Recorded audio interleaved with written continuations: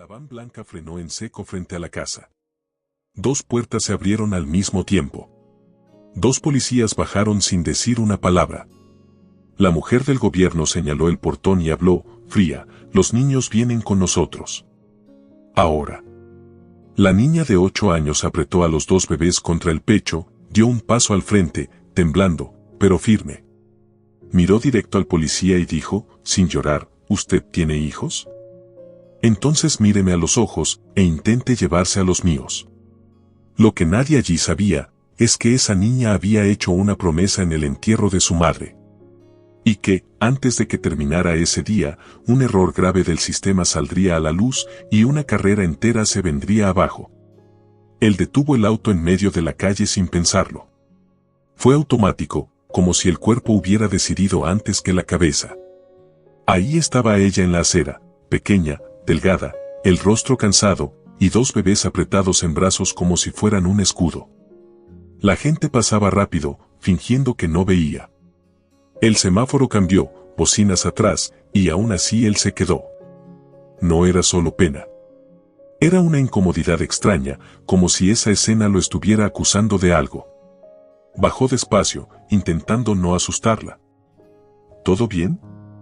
La niña levantó la mirada, desconfiada, lista para huir. Bien. Pero era un bien que no convencía ni a ella. Uno de los bebés lloró bajito, un llanto cansado, de quien ya lloró demasiado. Él preguntó su nombre. Isabela. Y señaló a los bebés, Miguel. Pedro. Cuando preguntó por los padres, ella tragó saliva. Ya no tengo. Y ahí el mundo de él se resquebrajó un poco. Ofreció comida, un lugar seguro, cualquier cosa. Y ella no preguntó dónde, no preguntó cómo. Solo hizo una pregunta, como si fuera lo único que importara en el planeta, ¿prometes que no nos vas a separar? Y él dijo prometo sin entender el peso de esa palabra, sin imaginar que todo un sistema intentaría romper esa promesa después. En el asiento trasero, Isabela no se relajó ni un segundo. Miguel despertaba, Pedro dormía profundo, y ella sujetaba a los dos con fuerza.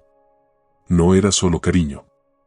Era alerta, como quien vive con el peligro sentado al lado. Él miraba por el retrovisor y veía ojos grandes, atentos, listos para pelear si alguien intentaba tocar. Esa niña no solo estaba cuidando bebés, estaba vigilando el mundo. Intentó conversar. Preguntó si tenía ropa, juguetes, algún lugar a donde volver. Ella respondió como si leyera una lista corta de pérdidas, no tenemos nada más. Lo perdimos todo cuando no pudimos pagar el alquiler. Y ya. Sin drama. Sin llanto.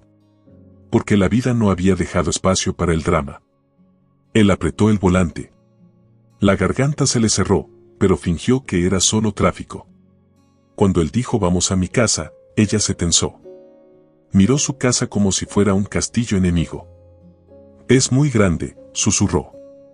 Él, sin pensar, soltó, demasiado grande para una sola persona. Y agregó bajo, casi sin valor, tal vez del tamaño justo para 4. Isabela no respondió. Solo abrazó a los bebés con más fuerza, como pensando, si él miente, voy a sobrevivir otra vez. Y fue ahí cuando él entendió que el desafío no era dar techo, comida o pañales. El desafío era más duro, convencer a una niña de que el mundo no le iba a arrancar lo último que le quedaba. Solo que, en ese exacto momento, aún no sabía quién, de verdad, estaba a punto de hacerlo. Su casa era perfecta. Limpia, moderna, silenciosa y extrañamente triste. Isabela entró despacio, mirando todo como si pudiera romperse solo con respirar cerca. Señaló su ropa y murmuró, voy a ensuciar. Él respondió, la casa es para usarse.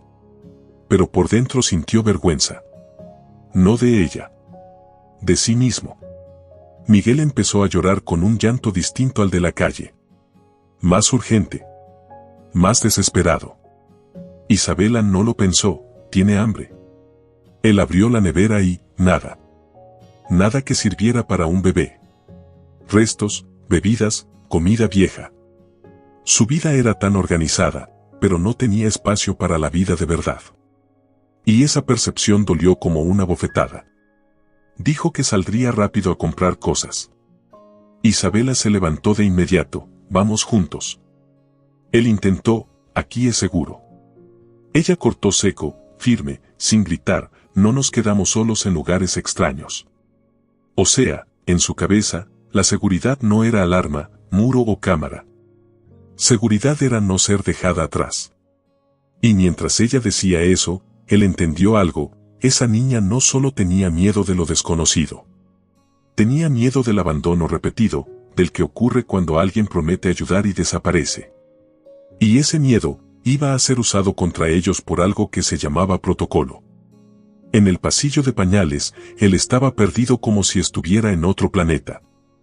Isabela iba señalando todo con una precisión absurda, leche en polvo, mamadera, toallitas, crema, esta marca. A Miguel le gusta. Pedro se ahoga con tetina grande. Él tragó saliva. ¿Cómo podía saber eso una niña? Porque no era saber. Era sobrevivir. Empujaba el carrito y la miraba elegir productos como una madre experimentada. La escena le revolvía el estómago. Porque era hermosa e injusta al mismo tiempo. Hermosa porque ella amaba a sus hermanos. Injusta porque no debería estar haciendo eso. Una niña de 8 años debería estar eligiendo dulces. No tetinas de mamadera.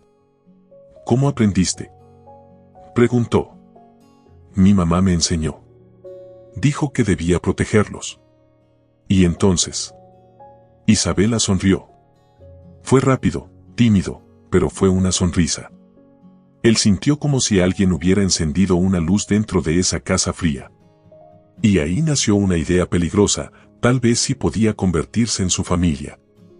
Solo que la familia, lo descubriría después, no es solo amor y rutina. La familia también es guerra cuando el mundo decide que no merece ser padre. Y la guerra iba a empezar, por una llamada. De madrugada, el llanto cortó el silencio como una sirena. Miguel estaba caliente, ardiendo. Isabela ya estaba despierta, ojos rojos, manos firmes intentando calmarlo.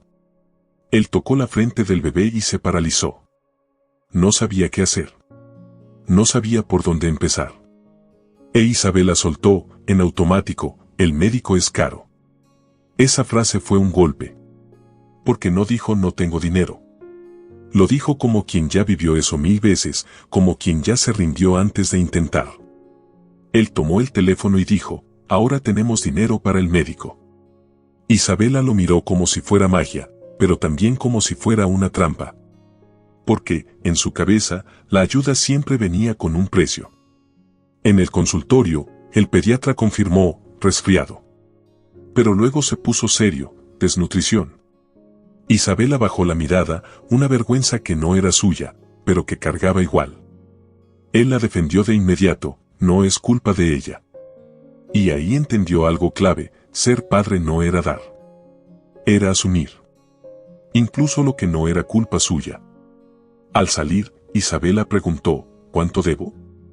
Él se agachó, a la altura de sus ojos, no me debes nada. Y dijo la frase que se volvió el corazón de la historia, cuando cuidamos a la familia, no se trata de deudas. Isabela respiró hondo, como si quisiera creerlo. Solo que, al otro lado de la ciudad, alguien ya había decidido que ellos no eran una familia. El abogado habló de procedimiento, irregularidad, hogar temporal, y él sintió que el suelo desaparecía. Colgó e intentó mantenerse calmado, pero Isabela escuchó. ¿Pueden llevarnos lejos? Su voz no era de niña. Era la voz de quien ya perdió demasiado y no soporta perder otra vez. Al día siguiente, el teléfono sonó y la voz llegó lisa, entrenada, aquí es Carla Mendoza. Después del análisis, decidimos que lo mejor es un entorno temporal más adecuado. Él intentó argumentar. Ella lo cortó, protocolos. Y entonces soltó, como si estuviera agendando una cita, una van vendrá mañana a las 10 de la mañana. Isabela estaba a su lado, temblando. Miguel y Pedro jugaban en el suelo, inocentes. Él sintió rabia y miedo al mismo tiempo. Rabia porque era injusto. miedo porque era legal. Le había prometido a la niña que no lo separaría. Y ahora alguien del gobierno estaba diciendo, sí, voy a separar. Cuando Carla colgó, entendió la verdad fea, el sistema no estaba mirando amor. Estaba mirando papel. Pasó el día haciendo llamadas. Todos decían lo mismo, ella tiene autoridad. Y cuando cayó la noche, se sentó en la cocina con Isabela y habló en voz baja, si te pido que confíes en mí una vez más, ¿confías? Isabela respondió sin llorar. Con una sola frase que quemó, prometiste. Y fue ahí cuando tomó la decisión que lo convertiría en héroe o en criminal. A las 6 de la mañana, maletas pequeñas. Ropa de los bebés. Mamaderas. Documentos. Isabela ayudó sin preguntar demasiado, porque ya conocía la rutina de huir de la calle. Condujo durante horas hasta una casa sencilla en el interior, un lugar que nadie recordaba. Nos quedamos aquí hasta que lo arregle, dijo. E Isabela, aún con miedo, hizo lo que siempre hacía, protegió a sus hermanos y se quedó. La tercera noche, luces en el vidrio. Motor apagándose. Portazos. Miró por la ventana y vio 2 patrullas y un auto oficial. El corazón se le subió a la garganta. Isabela, agarra a los bebés y cierra, dijo. Pero Isabela no se escondió. Se quedó detrás de él. Como diciendo, si van a llevárselos, van a pasar por mí. Carla apareció con el rostro duro y la frase lista, usted cometió secuestro. ¿Secuestro? Él casi se rió de los nervios. Son mis hijos. Legalmente, no lo son. Y la palabra legalmente sonó como una cuchilla. Un policía dio un paso al frente, señor, no complique. Y cuando él se dio cuenta de que había perdido, Isabela salió del cuarto con Miguel y Pedro en brazos. Y fue ahí, en ese segundo, cuando la niña se volvió jueza. Porque no pidió. Confrontó. Y la frase que dijo, iba a humillar a todos los adultos presentes. El policía más viejo intentó ser amable, hija, estos adultos saben lo que es mejor. Isabela lo miró a los ojos y preguntó, ¿usted tiene hijos? Tengo 2, respondió. Si alguien entrara a su casa y dijera que va a llevarse a sus hijos por una regla, ¿usted los dejaría? El policía se quedó paralizado. Carla se irritó, no entiendes las complejidades. Isabela dio un paso al frente, apretando a los bebés, y dijo con firmeza, entiendo que usted quiere separar a nuestra familia. Carla intentó, reglas. E Isabela respondió con la frase que parecía más grande que ella, ¿por qué es diferente? Porque sus hijos nacieron en su vientre, y los míos nacieron en mi corazón. El silencio no fue normal. Fue pesado. Hasta la policía se quedó sin aire. Esa niña estaba diciendo lo que ningún informe dice, vínculo, trauma, pertenencia. Y por primera vez, alguien del otro lado dudó. El oficial más viejo intervino, tal vez deberíamos considerar. Carla apretó los dientes, pero se dio 2 semanas. Visitas diarias. Después, los retiramos. Cuando se fueron, él cerró la puerta y entendió que, ahora no era solo amor. Era una carrera contra el tiempo. 2 semanas para salvar a una familia. Y necesitaba pruebas. Pruebas reales. Solo que la prueba más fuerte llegaría de donde menos lo esperaba, una historia filtrándose por todo el país. Empezó a llamar a todos. Médico, vecinos, abogado, trabajadora social. El pediatra examinó y fue claro, subieron de peso, están bien. Isabela está radiante. Pero advirtió, Carla me llamó. Está buscando problemas. O sea, no estaba intentando proteger a los niños. Estaba intentando proteger su propia decisión. Apareció una periodista. Observó, hizo preguntas, vio a Isabela jugar con sus hermanos. Y dijo, es imposible mirar esto y no ver una familia. La nota salió y explotó. Redes sociales, gente ofreciendo ayuda, abogados voluntarios. El público hizo lo que el protocolo no puede, sentir. Y cuando entra la opinión pública, el juego cambia. Porque el sistema odia ser visto. Una trabajadora social jubilada ayudó a armar el expediente, fotos del antes y después, informes, rutina, testimonios.